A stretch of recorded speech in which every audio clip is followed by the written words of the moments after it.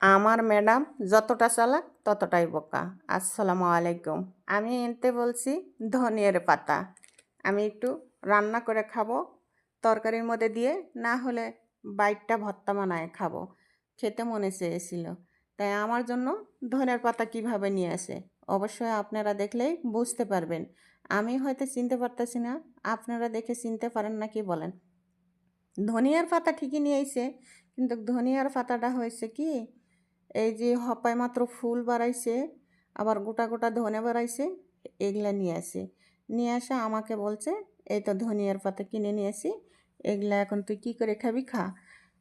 আরে আমার তো আর কোনো বুদ্ধি নাই, আমি এটা কী করে খাবো দেখছেন? সবগুলো বেছে কেটে নিয়ে অল্প একটু বাড়াইছে, আর সবগুলো অনেক শক্ত ডাঁটাটি। ডাঁটাটি শক্ত মানে এটা তো বিচি হয়ে গেছে, মানে ধনিয়া বাইরে হয়েছে।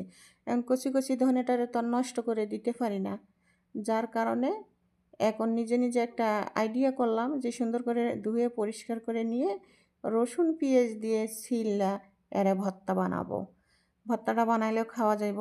বাঙালি বলে কথা, বাঙালির মাথায় বুদ্ধির কোনো অভাব থাকে না। বাঙালিরা কোনো জিনিস খাবার নষ্ট করেও দেয় না, সবসময় যত্ন সহকারে জিনিসটারে তৈরি করার চেষ্টা করে।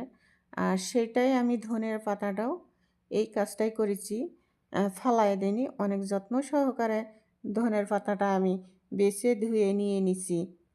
যে এটা তেল দিয়ে রসুন পেঁয়াজ দিয়ে যদি আমি সুন্দর করে ভেজে বাইটটা ভর্তা করি, হয়তো পাটায় বেটে ভর্তাটা করতে পারবো না, পাশাপাশি একটা নাস্তা আমি তৈরি করতেছি।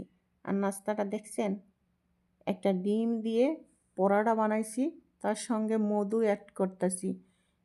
অন্য অন্য মানে চিনি দেয় অনেকে, বা হয়তো বিভিন্ন কিছু দিয়ে খায়। আমি একটু দিয়ে দিছি তোমার চিনি, মধু দিছি। মধু দিয়ে আমার কাছে ভালো লাগে। আর সৌদি আরবের ঘরের মধুর অভাব থাকে না, সব সব খাবারের মধ্যে মধু থাকে। সেই মধু দিয়ে আমি একটা খাবার তৈরি করেছি। এই যে সেই আমার ধনে পাতা, রসুন আর পেঁয়াজটা আগে ভেজে নিতেছি। রসুন পেঁয়াজ আর কাঁচামরিচ, তার সঙ্গে একটা পাকা মরিচ দিয়েছি, যেন কালার চলে আসে বাইটটা ভর্তাটা করার সময়, যার জন্য দিলাম। হয়তো আমার পেঁয়াজটা, রসুন পেঁয়াজটা হয়ে গেছে। এখন অল্প কটা ধনিয়ে, আরে আমি খাবো একটা মানুষ, ওটা নিয়ে অবশ্য কোনো টেনশন চিন্তা নাই। খেয়েও বেঁচে থাকবে, 2-3 বেলা খেতে পারবো। তো এখানে তো আর আমি 3 বেলা খাই না, 2 বেলা রুটি খাই, 1 বেলা ভাত খাই, যার জন্য নিশ্চয়ই 2 বেলা, 2 দিন যাইব ভর্তাটা, বা 3 দিন যাইব। সুন্দর করে তেল দিয়ে ভাইজা নিতেছি। শক্ত ডাঁটাটা অনেক বড়, তাই ওটাও আবার ওখান থেকে বেছে